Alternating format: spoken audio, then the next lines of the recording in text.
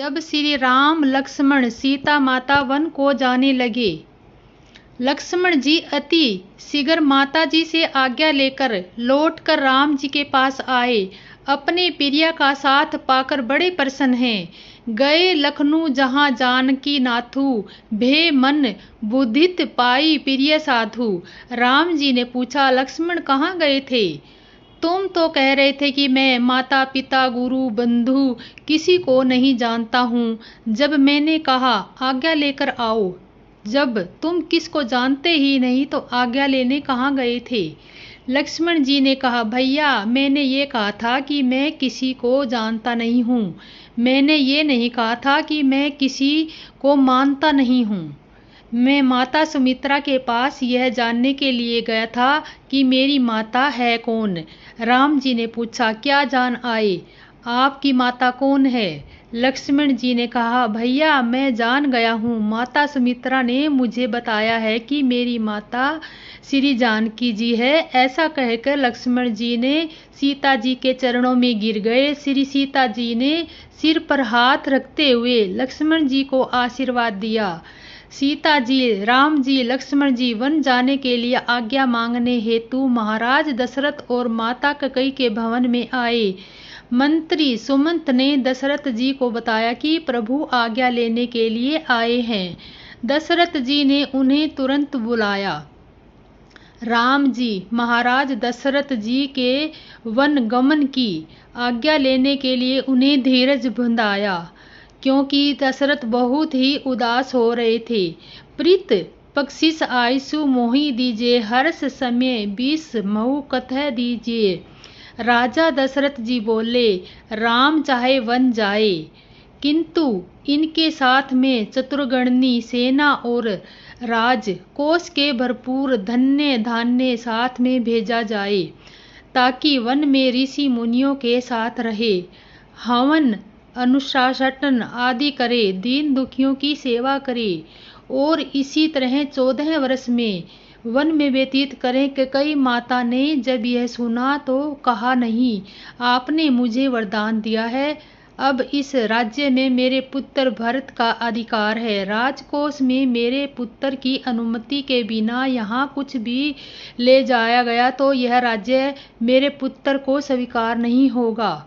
मैंने तपस्वी वंश में जाने का वरदान राम के लिए मांगा है, इसलिए यहाँ से यह तपस्वी के भेष में ही जाएंगे। यह सुनकर महाराज बहुत दुखी हुए। कैकेयी जी ने तुरंत तपस्वी वस्त्र राम जी के समक्ष बुलवा कर रख दिए। मुनि पट भूषण भाजन आनी, आगे धरी बोली मुद्दी मानी। कैकेयी माता मधुर वचन बोलते हुए कहने लगी कि सकर सुकत सुजत परलोक निसाहू, तुम ही जान बनी कहू न काहू। और राम तुम्हारे पिताजी तुम्हें वन जाने के लिए कभी नहीं कहेंगे, चाहे यह इनका लोक और परलोक नष्ट कर लेंगे। यदि तुम इनका हित चाहते हो तो तुरंत वन को चले जाओ। और जब कैकेयी माता द्वारा सीता जी की तपस्वी भेष दिए जाने लगे, तब गुरु वशिष्ठ जी की पत्नी गुरु माता अरुंधति जी ने सीता जी से कहा, वनवास केवल राम को हुआ है, सीता को नहीं। इसलिए श्री सीता जी राजश्री वर्ण वस्त्र धारण कर सकती है, तपस्वी वस्त्र इनके लिए आवश्यक नहीं है। माता सीता ने क्षमा मांगते हुए गुरु माता से कहा, गुरु माता, जिसका स्वामी तपस्वी के भेष में हो उसकी भराया राजवंशी वस्त्रों से सुशोभित हो, क्या यह उचित होगा?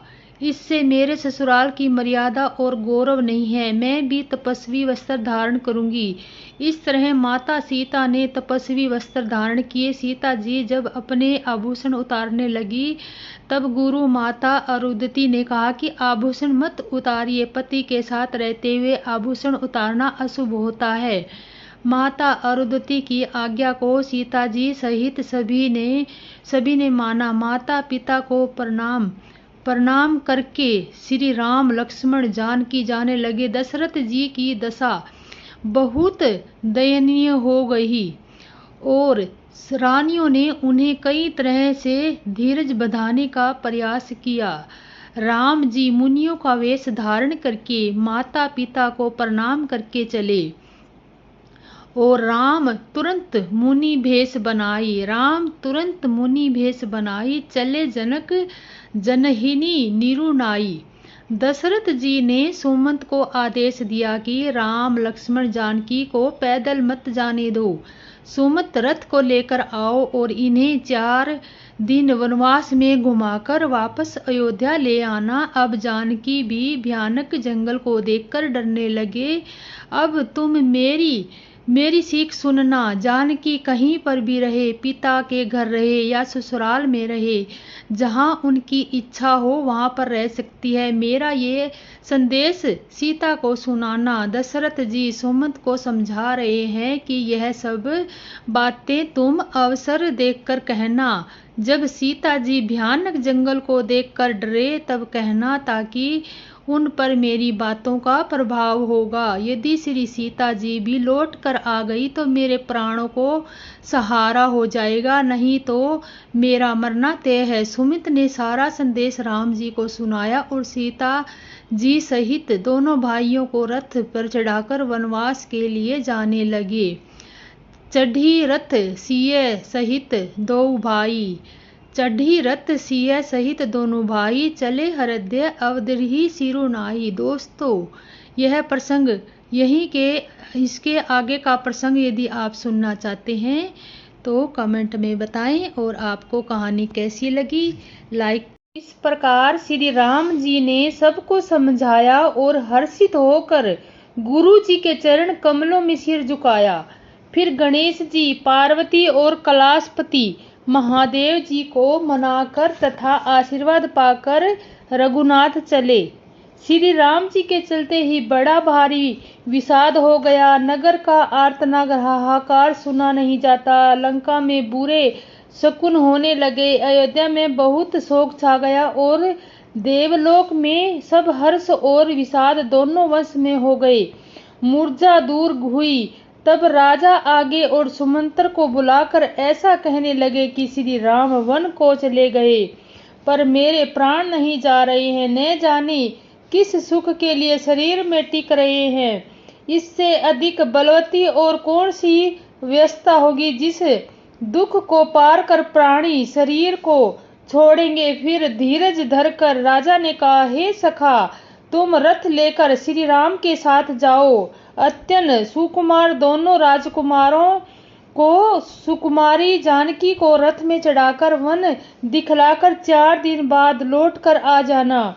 यदि धैर्यवान दोनों भाई न लौटे तो क्योंकि श्री रघुनाथ जी के प्रण के सच्चे और दृष्टा से नियम का पालन करने वाले हैं, जो तुम हाथ जोड़कर विनती करना है कि हे प्रभु, जनक कुमारी सीता जी को तो लौटा दीजिए।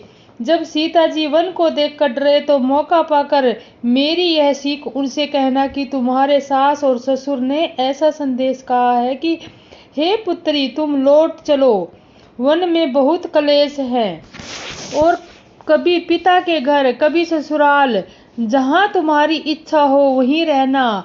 इस तरह तुम बहुत से उपाय करना। यदि सीता जी लौट आई तो मेरे प्राणों को सहारा हो जाएगा, नहीं तो अंत में मरण ही होगा।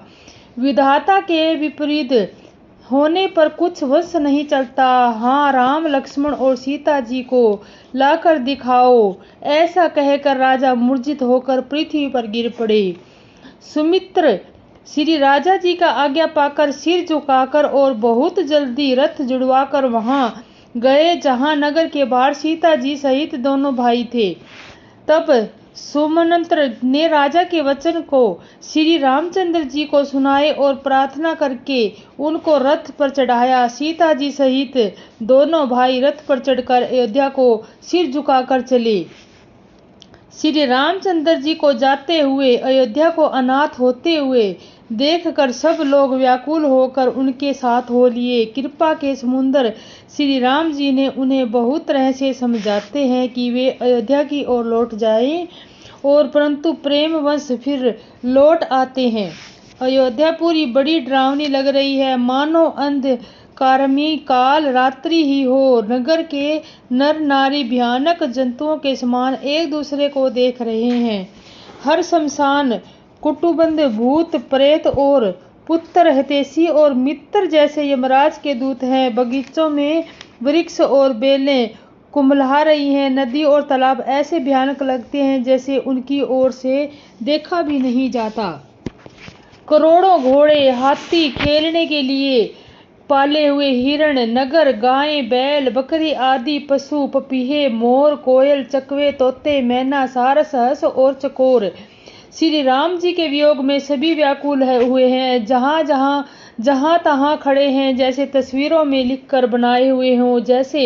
जैसे फूलों के परिपूर्ण बड़ा भारी संघन वन था। नगरवासी सब स्त्री पुरुष बहुत से पशु पक्षी थे। विधाता ने कई को भिलनी बनाया जिसने देशों दिशाओं में दुसहैद दावगनी लगा दी। श्री रामचंद्र जी के विरह की इस अग्नि को लोग सह न सके। सब लोग व्याकुल होकर भाग चले। सबके मन में विचार कर लिया कि श्री राम जी लक्ष्मण जी और सीता जी के बिना सुख नहीं है। जहाँ श्री राम जी रहेंगे वहीं सारा समाज रहेगा। श्री राम जी के बिना अयोध्या में हम लोगों का कुछ भी काम नहीं है। ऐसा विचार पक्का करके देवताओं को भी दुर्लभ सुखों के पूर्व घरों को छोड़कर सब श्री रामचंद्र जी के साथ चल पड़े। जिनको श्री रामचंद्र जी के चरण कमल प्यारे हैं उन्हें क्या कभी विषय भोग वश कर सकते हैं। बच्चों और बूढ़ों को घर छोड़कर सब लोग साथ हो लिए। पहले दिन श्री रामचंद्र जी ने तमसा नदी के तीर पर निवास किया और प्रजा को प्रेम वश देखकर श्री रामचंद्र जी ने दयालु हृदय से में बड़ा दुख हुआ। प्रभु श्री रामचंद्र जी करुणा में है, पराई पीड़ों को भी तुरंत पा जाते हैं। प्रेम युवक और सुंदर वचन कहकर श्री राम ने विभिन्न प्रकार के लोगों को समझाया और बहुतरे धर्म संबंधी उपदेश दिए, परंतु प्रेमवश लोग लौटते नहीं। शील और स्नेह छोड़ा नहीं जाता। श्री रघुनाथ जी असमझ के अधीन हो गए, दुविधा में पड़ गए। शोक और परिश्रम थकावट के मारे लोग सो गए और कुछ देवताओं की माया से भी उनकी बुद्धि मोहित हो गई। जब दोपहर रात बीत गई तब श्री रामचंद्र जी ने प्रेम पूर्वक मंत्र से कहा कि हे तात रथ के खोज मार अर्थात पहियों के चिन्हों के दिशा का पता न चले, इस प्रकार रथ को हाँकिए और किसी उपाय से बात नहीं बनेगी। शंकर जी के चरणों में सिर झुकाकर श्री राम जी और लक्ष्मण जी और सीता जी रथ पर सवार हुए। मंत्री ने तुरंत ही रथ को इधर उधर खोज छिपाकर चला दिया। सुबह होते ही सब लोग जागे तो बड़ा शोर मचा कि श्री रामचंद्र जी कहाँ चले गए, कहीं रथ को खोज नहीं पाते। सब हाय राम हा राम पुकारते हुए चारों तरफ दौड़ रहे हैं। जैसे समुद्र के जहाज डूब गया हो ऐसे व्यापारियों का समुदाय बहुत से व्याकुल होकर उठे और एक दूसरे को उपदेश देते हुए कि श्री रामचंद्र जी ने हम सब लोगों को क्लेश होगा यह जानकर छोड़ दिया है। वे लोग अपनी निंदा करते हैं और मछलियों को प्रशंसा करते हैं, कहते हैं श्री रामचंद्र के बिना हमारे जीवन का अधिकार है। विधाता ने यदि प्यारे का वियोग ही रचा है तो फिर हम उसे मांगने पर मृत्यु क्यों नहीं दे देती। इस तरह से बहुत से प्रलाप करते हुए वे संताप से भरे हुए अयोध्या जी में आए। उन लोगों ने विषम वियोग की दशा का वर्णन किया जा सकता था। 14 साल की अवधि की आशा से ही वे प्राणों को रख रहे हैं। वे स्त्री पुरुष श्री रामचंद्र जी के दर्शन के लिए नियम और व्रत करने लगे और ऐसा दुख हो गए जैसे चकवा चकवी को कमल सूर्य के बिना दिन हो जाते हैं। सीता जी और मंत्री सहित दोनों भाई स्वर्ग वेश्वरुक जा पहुँचे। वहाँ गंगा जी को देखकर श्री रामचंद्र जी रथ से उतरे और बड़ी प्रसन्नता बड़ी खुशी के साथ उन्होंने दंडवत की और लक्ष्मण जी सुमित्र जी और सीता जी ने प्रणाम किया। सबके साथ श्री रामचंद्र जी ने सुख पाया। गंगा जी समस्त आनंद मंगलों की मूल है। वे सब सुखों को करने वाली और पीड़ाओं को हरने वाली है। अनेक कथा प्रसंग कहते हुए श्री राम जी गंगा जी की तरंगों में देख रहे हैं। उन्होंने मंत्री को एक छोटा भाई लक्ष्मण जी की और प्रिया सीता जी की और देव नदी गंगा जी को बड़ी महिमा सुनाई। इसके बाद सबने स्नान किया, जिससे मार्ग का सारा श्रम थकावट दूर हो गया और पवित्र जल पीते ही मन प्रसन्न हो गया, जिसके स्मरण पात्र बार बार जन्म और मरने को महान श्रम मिट जाता है। तो श्रम होना केवल लोकहिल व्यवहार है। शुद्ध सचिवानंदन कदनुमन सूर्यकल के ध्वजा रूप भगवान श्री रामचंद्र जी के मनुष्य के ऐश्वर्य ऐसे चरित्र करते हैं जो संसार रूपी समुद्र को पार करने के लिए पुल के समान है। जब निषाद राजगृह ने यह खबर पाई कि आनंदिता होकर उसने अपने प्रियजनों को भाई बंधुओं को बुला लिया है और भेंट देने के लिए फल फूल कद लेकर और उन्हें भाई बहंगियों को भरपूर मिलने के लिए चला, इसके हृदय में खुशी पार न थी। दंडवत करके भेंट सामने रखकर वह बहुत प्रेम और प्रभु को देखते लगा, जैसे श्री रघुनाथ जी ने स्वाभिमान प्यार के वश में होकर उसे अपने पास बैठाकर कुशल क्षेम पूछी। निषाद ने उत्तर दिया कि हे नाथ, आपके चरण कमल के दर्शन से ही व्याकुल है। आपने चरणाविंदों के दर्शन पर आज मैं भाग्यवान पुरुषों की गिनती में आ गया हूँ। हे देव, यह पृथ्वी धन और सब आपका है। मैं तो परिवार सहित आपका निज सेवक हूँ।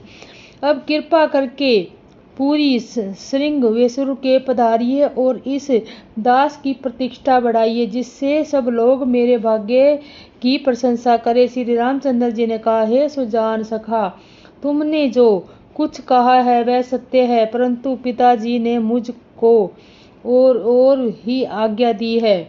उनके आज्ञा अनुसार मुझे 14 साल तक मुनियों का व्रत और वेश धारण कर मुनियों के योग्य आहार करते हुए वन में ही रहना है। गांव के भीतर निवास करना ठीक नहीं। यह सुनकर ग्रह को दुख हुआ। श्री राम जी, लक्ष्मण जी और सीता जी के रूप को देखकर गांव के स्त्री पुरुष प्रेम के साथ चर्चा करते हैं। कोई कहती है, हे सखी, कहो तो वे माता पिता कैसे हैं जिन्होंने ऐसे सुंदर सुकुमार बालकों को वन में भेज दिया। कोई एक कहते हैं कि राजा ने अच्छा नहीं किया, इसी बहाने हमें भी ब्रह्मा ने आंखों का लाभ दिया। जैसे निषाद राज ने हृदय में अनुमान किया तो अशोक के पेड़ को मनोहर समझा। उसने श्री रघुनाथ जी को ले जाकर वह स्थान दिखाया। श्री रामचंद्र जी ने देखकर कहा कि यह सभी तरह से सुंदर है। पूर्ववासी लोग जोहर वंदना करके अपने अपने घर लौटे और श्री राम जी की संध्या करने पधारे। गुहू ने इसी बीच कुश और कोमल पत्तों को कोमल और सुंदर सी साथरी सजाकर बिछा दी और पवित्र मीठे और कोमल देख कर दोनों ने भर भर कर फल फूल और पानी रख दिया, अथवा अपने हाथ से फल फूल दोनों में भर भर कर रख दिया। सीता जी, सुमंत्रण जी और भाई लक्ष्मण जी सहित कदमूल फल खाकर रघुकुल मणि श्री रामचंद्र जी लेट गए। भाई लक्ष्मण जी और उनके पैर दबाने लगे। फिर प्रभु श्री रामचंद्र जी को सोए हुए जानकर लक्ष्मण जी उठे और कोमल वाणी से मंत्री सुमंत्रण जी के सोने के लिए कहकर वहां से कुछ दूर धनुष बाण से बचकर वीरासन में बैठकर जागने पहरा देने लगे। ग्रह ने विश्वास पात्र पहरेदारों को बुलाकर बहुत प्रेम से जगह जगह नियुक्त कर दिया और आप कमर पर तरकस बांधकर तथा धनुष पर बाण चढ़ाकर लक्ष्मण जी के पास जा बैठे। प्रभु को जमीन पर सोते देखकर प्रेम वंश निषाद राज के हृदय में निषाद हो गया। उसका शरीर पुलकित हो गया, आंखों से श्रेमा सुरुकों को जल बहने लगा और वह प्रेम सहित लक्ष्मण जी से वचन कह गया। महाराज दशरथ जी का महल तो स्वभाव से ही बढ़िया है, और श्री रामचंद्र जी और सीता जी वन में जाते हुए, महाराज दशरथ जी का तो महल स्वभाव से ही बढ़िया है, इंद्र भवन भी इसकी समानता नहीं पा सकता। उसमें सुंदर प्राणियों के रचे चौबारे, छत के ऊपर बंगले जिन्हें जैसे रत्ती के पत्ती कामदेव ने अपने हाथों में सजाकर बनाया है, जो पवित्र बड़े ही विलक्षण सुंदर भोग पदार्थों से पूर्ण और फूलों की सुगंध से सुभाषित है, जहाँ सुंदर पलंग और मणियों के दीपक है तथा सब तरह का पूरा आराम है, जहाँ ओढ़ने बिछाने के अनेक वस्त्र, तकिए और गद्दे हैं, जो दूध के फैन के समान कोमल, निर्मल, उज्जवल और सुंदर है। वहाँ उन चौबारों में श्री सीता जी और श्री रामचंद्र जी रात के समय सोया करते थे और अपनी शोभा से रति और कामदेव के गर्व को हरण करते थे। वहीं श्री सीता जी और श्री राम जी के आस घास फूस को साथरी पर थके हारे बिना वस्त्र ही सोए हैं। ऐसी हालत में वे देखे नहीं जाते। माता पिता, कुटुंबी, प्रवासी, प्रजा, मित्र, अच्छे शील स्वभाव के दास और दासियां, सब जिनकी अपने प्राणों की तरह सांभ संभालते रहते थे, वहीं प्रभु श्री रामचंद्र जी आज जमीन पर सो रहे हैं, जिनके पिता जनक जी हैं, जिनका प्रभाव जगत में प्रसिद्ध है, जिनके ससुर इंद्र के मित्र रघुनाथ दशरथ जी हैं और पति श्री रामचंद्र जी, वहीं जानकी जी आज जमीन पर सो रही है। विधाता के किसको प्रतिकूल नहीं होता। सीता जी और श्री रामचंद्र जी क्या वन के योग्य हैं। लोग सच कहते हैं कि कर्म भाग्य की प्रधान है। ककई राज की लड़की निज बुद्धि ककई ने बड़ी कुटिलता की, और जिसने रघुनंदन श्री रामचंद्र जी को, जानकी जी को सुख और समय पर दुख दिया है, वहीं वह सूर्यकल रूपी वृक्ष के लिए कुल्हाड़ी हो गई। उस कुबुदु ने सारे संसार को दुखी कर दिया। श्री राम सीता को जमीन पर सोते हुए देखकर निषाद को बड़ा दुख हुआ। तब लक्ष्मण जी ने ज्ञान और वैराग्य और भक्ति के रस से सनी हुई मीठी और कोमल वाणी बोले, हे भाई, कोई किसी को सुख दुख देने वाला नहीं है। सब आपके अपने ही किए हुए कर्मों का फल भोगते हैं। संयोग, मिलना, वियोग, बिछोड़ना, भले बुरे, भोग, सूत्र, मित्र और उदासीन, ये सभी भ्रम के फंदे हैं। जन्म, मृत्यु, संपत्ति, विपदी, कर्म और काल, जहाँ तक जगत के जंजाल हैं, धरती, घर, धन, नगर, परिवार, स्वर्ग और नरक आदि जहाँ तक व्यवहार है, जो देखने, सुनने के और मन के अंदर विचारने में आते हैं, जिनका सबका मूल मोह ही है, परमात्मा है नहीं। जैसे सोपन में राजा भिखारी हो जाए या कंगाल स्वर्ग का स्वामी इंद्र हो जाए तो जागने पर लाभ या हानि कुछ भी नहीं, वैसे ही दृश्य दर्पण और हृदय से देखना चाहिए। ऐसा विचार कर क्रोध नहीं करना चाहिए और न किसी को व्यर्थ दोष ही देना चाहिए। सब लोग मोह रूपी रात्रि में सोने वाले हैं और सोते हुए उनके अनेक प्रकार के स्वप्न दिखाई देते हैं। इस संसार रूपी रात्रि में योगी लोग जागते हैं। जो परमार्थ है वह परमात्माइक जंत से छुटे हुए हैं। जगत में जीव को जगा हुआ तभी जानना चाहिए जब सारे लोग भोग विलासों से वैराग्य हो जाए। विवेक होने पर मोह रूपी भ्रम भाग जाता है। तब श्री रघुनाथ जी के चरणों में प्रेम होता है। हे सखा, मन, वचन और कर्म से श्री राम जी के चरणों में प्रेम होना, यही श्रेष्ठ प्रधान है।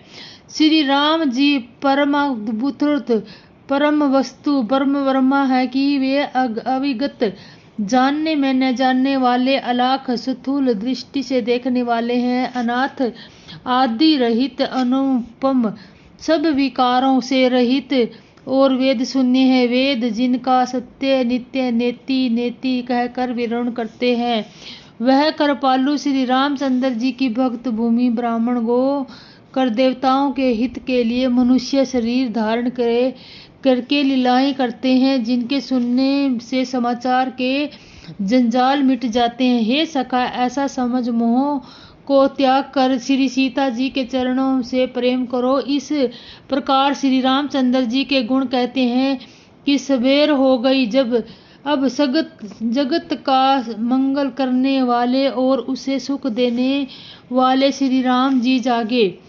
सोच के सब कार्य करके नित्य पवित्र सुजान श्री रामचंद्र जी ने स्नान किया, फिर बड़ का दूध मंगवाया और छोटे भाई लक्ष्मण सहित उस दूध से सिर पर जटाएं बनाई। यह देखकर सुमित्रा जी की आंखों में जल छा गया, उनका हृदय बहुत जलने लगा, बहु मलिन उदास हो गया। वे हाथ जोड़कर बहुत दीन वचन बोले, हे नाथ, मुझे कोमल नाथ दशरथ जी ने ऐसी आज्ञा दी है कि तुम रथ लेकर श्री राम जी के साथ चलो। वन दिखाकर गंगा स्नान कराकर दोनों भाइयों ने जल्दी लौट आना। सब समय और संकोच को दूर करके लक्ष्मण राम सीता को फिरा लाना। महाराज ने ऐसा कहा कि अब प्रभु जैसा कहे मैं वही करूं और मैं आपकी बलिहारी हूं। इस प्रकार प्रार्थना करके वे श्री रामचंद्र जी के चरणों में गिर पड़े और उन्होंने बालक की भांति रो दिया और कहा, हे तात, कृपा करके वही कीजिए जिससे अयोध्या अनाथ न हो। पर राम जी के मंत्री को उठाकर धैर्य बंधाते हुए कहा कि हे तात, आपने तो धर्म के सभी सिद्धांतों को छान डाला है। शिबी दबीची और राजा हरिश्चंद्र के धर्म के लिए करोड़ों अनेक कष्ट सहे हैं। बुद्धिमान राजा रत्नदेव और बलि बहुत ही संकट सहकर भी धर्म को पकड़े रहे हैं। उन्होंने धर्म का परित्याग नहीं किया। वेद शास्त्र और पुराणों में कहा गया है कि सत्य के समान दूसरा धर्म नहीं है। मैंने उस धर्म को सहज ही पा लिया है। इस सत्य रूपी धर्म का त्याग करने से तीनों लोकों में अपशप छा जाएगा। प्रतिष्ठित पुरुष के लिए अपशप और प्राति करोड़ों मृत्यु के समान भीषण ताप देने वाली है। हे तात, मैं आपसे ज्यादा क्या करूं? लौट कर उत्तर देने में भी पाप का भागी होता है। आप जाकर पिताजी के चरण पकड़कर करोड़ों नमस्कार के साथ ही हाथ जोड़कर प्रार्थना करिएगा कि हे तात, आप मेरी किसी बात की चिंता न करें। आप भी पिता के बराबर ही मेरे बड़े हितैषी हैं। हे तात, मैं हाथ जोड़कर आपसे विनती करता हूँ कि आपका भी सब प्रकार से वही कर्तव्य है जिसमें पिताजी हम लोगों के बारे में सोच में दुख न पाए। श्री रघुनाथ जी और सुमंत्रण का यह संवाद सुनकर निषाद राज कुटुंबियों के सहित व्याकुल हो गया है। फिर लक्ष्मण जी ने कुछ कड़वी बात कह दी। प्रभु श्री रामचंद्र जी ने उसे बहुत ही अनुचित जानकर उसको मना लिया है। श्री रामचंद्र जी ने सकुचा कर अपनी शपथ दिलाकर सुमंत्र जी से कहा कि आप जाकर लक्ष्मण का यह संदेश कहिएगा कि सुमंत्र ने फिर राजा का संदेश कहा है कि सीता वन में कलेश न कर सकेगी। अतएव जिस तरह सीता अयोध्या को लौट आए, तुमको और श्री रामचंद्र जी को वही उपाय करना चाहिए, नहीं तो मैं बिल्कुल ही बिना सहारे होकर वैसे ही नहीं जाऊंगा जैसे बिना जल के मछली नहीं जीती। सीता के मायके, पिता के घर और ससुराल के सभी सुख, जबकि यह विपत्ति दूर न होती तब तक वे जब जहां जी चाहते वहीं सुख में रहेंगे। राजा ने किस तरह जिस दीनता और प्रेम से प्रार्थना की है, वह दीनता और प्रेम बड़ा नहीं हो जा सकता। कृपा निधान श्री रामचंद्र जी ने पिता का संदेश सुनकर सीता जी को करोड़ों अनेक प्रकार की सीख दी है उन्होंने कहा, जो तुम घर लौट आओ तो सास ससुर गुरु प्रियजन सब कुटुंबी सबकी पीड़ा मिट जाए। पति के वचन सुनकर जानकी जी कहती है, प्राणपति हे परम स्नेही सुनिए। हे प्रभु, आप करुणा में और परम ज्ञानी हैं, कृपा करके विचार तो कीजिए। शरीर को छोड़कर छाया अलग कैसे रह सकती है? सूर्य की सभा सूर्य को छोड़कर कहाँ जा सकती है और चांदनी चंद्रमा को त्याग कर कहाँ जा सकती है? इस तरह पति को प्रेममयी प्रार्थना सुनाकर सीता जी मंत्री से स्वामी वाणी कहने लगी कि आप मेरे पिता और ससुर के समान मेरा हित करने वाले हैं। आपको मैं बदले में उत्तर देती हूँ, यह बहुत ही अनुचित है। किंतु हे तात, मैं आतर होकर आपके सम्मुख हुई हूँ, आप बुरा न मानिएगा। आर्य पुत्र, स्वामी के चरण कमलों के बिना संसार में जहाँ तक नाते हैं सभी मेरे लिए व्यर्थ हैं। मैंने पिताजी से ऐश्वर्य से छटा देखी है, जिसके चरण रखने की चौकी और सरमरोणी राजाओं के मुकुट मिलाते हैं, अर्थात बड़े बड़े राजा जिनके चरणों में नमस्कार करते हैं, ऐसे पिता का घर भी जो सभी प्रकार से सुखों का भंडार है, पति के बिना मेरे मन को भूल कर भी नहीं पाता। मेरे ससुर कौशल राज चक्रवर्ती सम्राट है, जिनका प्रभाव 14 लोकों में प्रकट है। इंद्र भी आगे होकर इनका स्वागत नहीं करता और अपने आधे सिंहासन पर बैठने के लिए स्थान देता है। ऐसे ऐश्वर्य और प्रभावशाली ससुर, उनकी राजधानी अयोध्या का निवास प्रिय कुटुंबी और माता के समान सासुएं, यह कोई भी रघुनाथ नाथ जी के चरण कमलों को रज के बिना मुझे संपन्न में सुखदायक नहीं लगते। दुर्गम रास्ते, जंगली धरती, पहाड़, हाथी, सिंह, असीम तालाब और नदियां, कोल कील, हिरण और पक्षी प्राणपति श्री रघुनाथ जी के साथ रहते, ये सभी मुझे सुख देने वाले होंगे। अतः सास और ससुर के पांव पकड़कर मेरी तरह से प्रार्थना कीजिएगा कि वे मेरा कुछ भी न सोच सकें और वे वन में स्वभाव से ही सुखी हैं, वीरों में अग्र हैं और धनुष और बाणों से भरे तरकस धारण किए मेरे प्राण नाथ और प्यारे देवर साथ हैं, जिससे मुझे न रास्ते की थकावट, न भ्रम है और न मेरे मन में कोई भी दुखी है कि आप मेरे लिए भूल कर भी न सोचे। सुमंत्रन सीता जी को शीतल वाणी सुनकर ऐसे व्याकुल हो गई जैसे सांप मणि खो जाने के बाद आंख से कुछ नहीं सूझता, कानों से सुनाई नहीं देता। वे बहुत व्याकुल हो गए हैं और कुछ कह नहीं सकते। श्री रामचंद्र जी ने उनका बहुत प्रकार से हल किया कि तो भी उनकी छाती ठंडी न हुई। साथ चलने के लिए मंत्री ने अनेकों रत्न किए और युक्तियां पेश की, और पर रघुनंदन श्री रामचंद्र जी उन पर मुक्तियों का यथोचित उत्तर देते हुए, श्री रामचंद्र जी की आज्ञा मेटी नहीं जा सकती, कर्म की गति कठिन है, उस पर भी कुछ वंश नहीं चलता। श्री राम, लक्ष्मण और सीता जी के चरणों में सिर झुकाकर सुमंत्रण इस तरह लौट कर जैसे कोई व्यापारी अपना मूलधन पूंजी गुआकर निसराज, और लक्ष्मण जी ने सीता जी की और रामचंद्र जी नाव से उतरकर गंगा जी की रेत बालू में खड़े हो गए। तब केवट ने उतरकर दंडवत की और उसको दंडवत करते देखकर प्रभु को संकोच हुआ कि उसको कुछ दिया ही नहीं। पति के हृदय को जानने वाली सीता जी ने आनंद भरे मन में अपनी रत्न जटिल अंगूठी उतारी। कृपालु श्री रामचंद्र जी ने केवट से कहा, नाव की उतराई लो। केवट ने व्याकुल होकर चरण पकड़ लिए। उसने कहा, हे नाथ, आज मैंने क्या किया? मेरे दोष, दुख और दरिद्रता की आग आज बुझ गई है। मैंने बहुत समय तक मजदूरी की, विधाता ने आज बहुत अच्छी भरपूर मजदूरी दे दी। हे नाथ, हे दीनदयाल, आपकी कृपा से मुझे कुछ नहीं चाहिए। लौटती बार आप मुझे भी कुछ देंगे तो वह प्रसाद में सिर चढ़ाकर लूंगा। प्रभु श्री रामचंद्र जी और लक्ष्मण जी और सीता जी ने बहुत आग्रह या यत्न किया, परंतु केवट कुछ नहीं लेता। तब करुणा के धाम भगवान श्री रामचंद्र जी ने पवित्र भक्ति का वरदान देकर सबको विदा किया।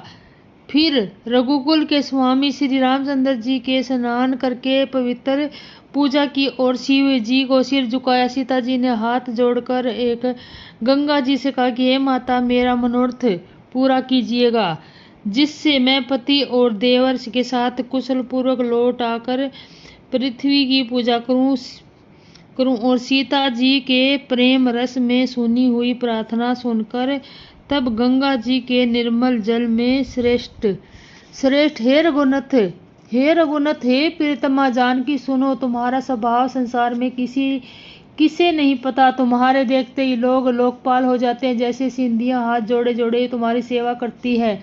तुमने जो बड़ी बनती सुनाई है, यह तो मुझ पर कृपा की है और मुझे बढ़ाई दी है। तो भी ये देवी, मैं अपनी वाणी सफल होने के लिए मुझे आशीर्वाद दूंगी। तुम अपने प्राणनाथ और देवर सहित कुशल पूर्वक अयोध्या लौटोगी। तुम्हारी सारी मनोकामनाएं पूरी होगी और तुम्हारा सुंदर यश जगत भर में छा जाएगा। मंगल के मूल गंगा जी के वचन सुनकर और देवी नंदी को अनुकूल देखकर सीता जी आनंदित हुई। तब प्रभु श्री रामचंद्र जी ने निषाद राज गुह से किया कि हे भैया, अब तुम घर जाओ। यह सुनते ही उसका मुंह सूख गया और हृदय में दाह पैदा हो गया। ग्रह हाथ जोड़कर तीन दयाला, हे रघुनाथ शिरोमणि, मेरी प्रार्थना सुनिए। मैं नाथ आपके साथ रहकर मार्ग दिखाकर कुछ दिन में शरण की सेवा करके, हे रघुनाथ, जिस वन में आप जा रहे हैं वहां सुंदर पर्ण कुटी पत्तों की कुटिया बना दूंगा। तब अब मुझे आप जैसी आज्ञा दें और मैं वहां सुंदर पंचवटी पत्तियों की कुटिया बना दूंगा। आप मुझे इस पर आज्ञा दें। मुझे रघुनाथ की दुआई है कि मैं वैसा ही करूंगा।